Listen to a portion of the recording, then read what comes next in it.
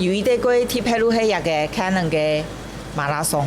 哦，該黑有一家 Canon 在台灣辦的第一屆攝影馬拉松。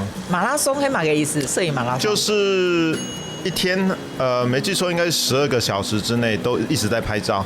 哦，他會給你不同的題目，讓你去挑戰。哦，一關一關。對，他會破題，然後叫你去拍，拍回來作品繳回來，然後到時候再拿下個題目，這樣子。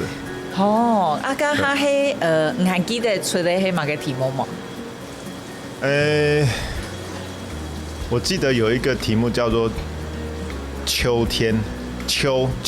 哦，嘿，題目真的忘了。哦，但是他就會給你一個 range 很大，然後看你們如何在這個時間內阿邊帶下，我做出最有創意。而且他限定範圍好像是台北市的範圍內去拍，他就叫你會指定地區叫你過去那邊拍，拍完照回來再拿下一道題目。哦，對，哦，時間內要完成。嗯，對。啊，你家下算係戲台嘅獎，吼，家下得到一個，哦。那時候其實算國內辦的最大的獎，光是獎品跟獎金加起來都快要20萬現金。對對對，嘿。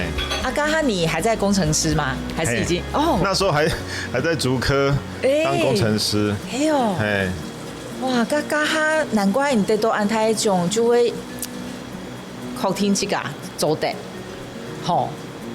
也是，但是我知道得獎就是一時的啦，對啊，只是說，那時候不太敢講，對，因為我怕講出來，老闆就覺得我不務正業，對，所以很低調，嘿，低調的拿大獎啊，呢，對，